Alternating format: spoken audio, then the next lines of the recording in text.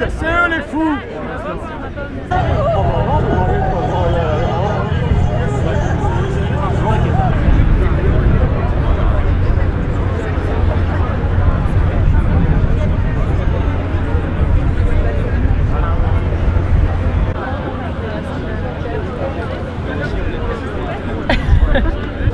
Et tu sais, comme l'autre fois, Ah ouais, de la pleine on l'avait fait. Moi j'ai pas.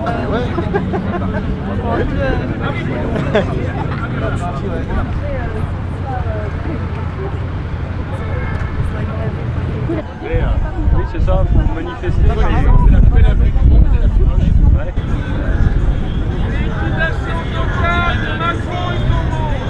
Alors ici on est à la marée blanche des hospitaliers, hein. C'est à l'initiative d'un collectif qui s'appelle les hôpitaux en lutte contre l'austérité, qui s'est réuni en 4 AG déjà cette année, une à Paris, une à Rennes, une à Toulouse et une à Angers plus récemment, où a été décidé de venir traduire la colère des hospitaliers au décours d'une manifestation, d'un rassemblement qui se nomme Marée Blanche.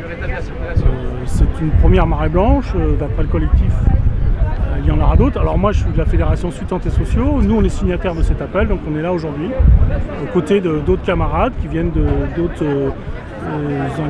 environnements. Il y a des syndiqués, il y a des non-syndiqués, il y a des collectifs de défense des hôpitaux. Voilà. Et on vient ici dénoncer la situation catastrophique des hôpitaux en France. Un hôpital qui aujourd'hui ne fonctionne que parce que les personnels font des efforts, vont largement au-delà du cadre réglementaire, c'est-à-dire qu'ils sont rappelés, par exemple, à domicile, en congé, en vacances, pour revenir renforcer des équipes exsangues, ce qui est complètement illégal. On remet en cause les plannings au dernier moment, on leur fait faire des choses, des fois il y a des glissements de tâches.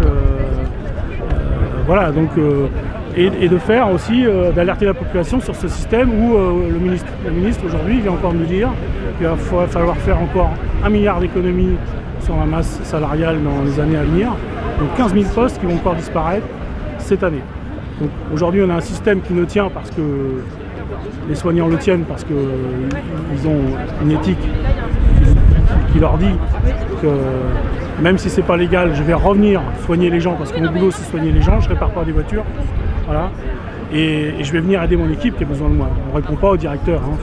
On répond surtout à la demande parce que c'est notre boulot, et en même temps on ne s'y retrouve plus dans ces histoires-là.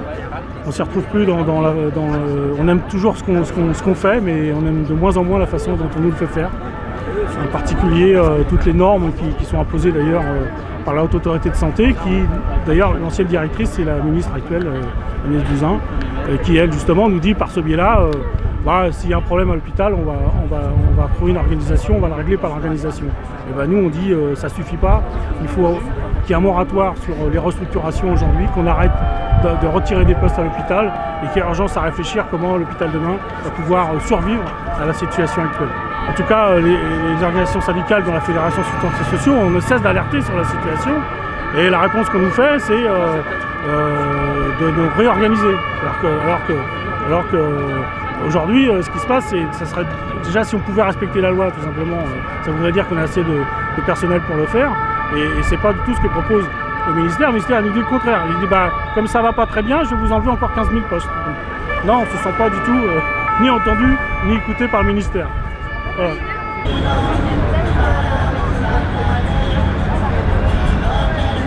Je travaille à l'hôpital Saint-Antoine, dans le Paris 12e, donc, qui fait partie du GH Est, qui s'appelle WEP. Donc aujourd'hui nous sommes là parce qu'on a décidé de réunir tous les hospitaliers sous la bannière Marée Blanche, de manière à faire savoir que dans les hôpitaux tout n'est pas rose, et que ça va très mal en termes de conditions de travail. Je ne parle même pas des salaires parce que bon, ça c'est bien connu de tous. Nous ne sommes pas des nantis, hein, on n'a pas des salaires mirobolants. Et d'autre part, nous avons des gestions de l'argent public qui restent à dénoncer. Quand on nous demande de faire des économies financières depuis 20 ans, que ça dure, et puis en espérant qu'un jour ça s'arrêtera. Là, le gouvernement ne finance plus les fonctions publiques hospitalières, ce qui fait que les restrictions budgétaires c'est de plus en plus important en termes de travaux, de prise en charge des patients et des effectifs. Alors tout ça, mis bout à bout, ça fait énormément de dégâts dans l'hôpital et ça consiste à faire de la maltraitance aux patients. C'est eux qui en subissent et les agents aussi, ce qui fait qu'il y a un absentéisme important qu'on voit et et des suicides aussi dus aux conditions de travail. Ah ben, les conditions, elles sont dégradées. Dégradé, ça veut dire que vous avez des effectifs qui sont déjà ric-et-rac. Il suffit qu'il manque quelque chose, quelqu'un dans un corps de métier soignant pour que ça devienne une catastrophe. Vous comprenez ce que je veux dire?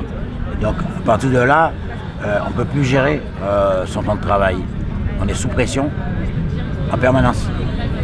Et de plus, les congés, on peut les prendre comme vous voulez, etc. Donc ce qui fait que bon, ça devient très difficile. Et on nous demande de faire des efforts, on nous oppose à chaque fois en ce qui concerne les conditions de travail. C'est le déficit qu'on rattrape depuis des années, comme je vous ai dit, il y a plus d'un temps que ça dure. Et là encore, il y a des suppressions de postes qui sont annoncées. Et le statut de la fonction publique hospitalière qui doit être revu. Et un peu comme la SNCF, un peu plus de 600 postes, c'est ce qui est annoncé, mais bon, on imagine bien plus que ça. Et tout ça, c'est des économies qui perturbent vraiment les services. Donc, regardez aussi les urgences, ils sont bondés tous les jours. Ce qui s'est passé, le drame qui s'est passé dernièrement là, tout ça est lié. Les formations, il n'y en a plus, les concours, il n'y en a plus, aucune évolution de carrière. C'est une perspective à l'horizon pour ceux qui travaillent à l'hôpital. Sauf que bon, quand vous avez un agent qui commence à travailler en 2 heures, qui part de chez lui, le matin vous venez travailler, la transmission entre deux prises de poste, il faut qu'il attende son collègue. La prise de poste, il suffit qu'il soit en retard et même au moment des transmissions. Là, il y a déjà un dépassement d'horaire. Ce qui fait qu'on est au-delà des 12 heures. Dès l'instant où vous êtes au-delà des 12 heures, vous êtes dans l'illégalité. C'est ce qui produit tous les jours à l'hôpital. Sans compter le temps de trajet que vous avez. C'est pour ça qu'on est contre les 12 heures. Et la limite et ça, c'est sous dérogation. Mais ils s'en fichent de la dérogation. Ils installent. Là, on est en train de nous prendre des cycles de travail sur 12 semaines, 8 semaines, par exemple. Alors, ces cycles de travail-là, on a 7h36 à l'hôpital, à la PHPA. Et là, ce qu'ils nous pondent, c'est qu'ils font des propositions, des statistiques sur les cycles de travail en 7h30, ce qui trompe complètement les agents. Les textes, ils ne les respectent pas. Même quand on va au tribunal, on les gagne, on a gain de cause. Le problème qui se pose, c'est qu'ils ne les appliquent pas. Oui, on va les appliquer, mais bon, quand vous partez dans la vraie vie, dans les services, c'est pas ce qui se passe. C'est vraiment pas ce qui se passe. Donc moi, j'invite tous les politiques, ceux qui veulent défendre la santé, à venir voir un peu ce qui se passe dans les hôpitaux.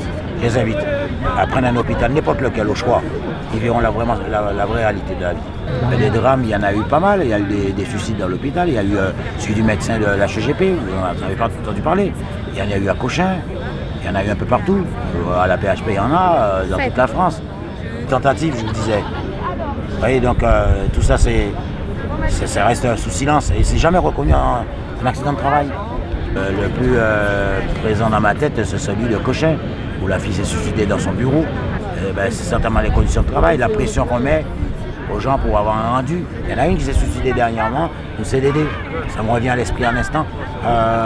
Et qui avait des contrats sous contrat. Et qui était à la médecine du travail à Hôtel-Dieu là, et qui s'est suicidé dans le service de la consultation, du service de la médecine. Voilà, ça, on n'en parle pas. On est devenu rentable. Par exemple, vous avez des patients qui viennent, systématiquement, il faut leur facturer une chambre individuelle, faire rentrer l'argent sous le dos des mutuelles, que nous payons nous-mêmes. Tout ça, c'est à dénoncer. Donc l'État et le gouvernement, ils ne prennent pas ça en considération. Et ça reste sous silence. Moi, ce qui me désole, c'est que quand je vois tous les médias qui passent des faits divers tous les jours et qui ne prennent pas en considération la souffrance qui existe à l'hôpital, et se dire, bon, c'est un sujet qui doit être traité, et inviter ces ministres qui sont concernés à traiter ce sujet-là, non. Il peut faire encore le mettre de côté. Et jusqu'au jour ça va péter. Ça va péter. À l'hôpital, un jour, ça va péter. C'est plus possible de supporter tout ça.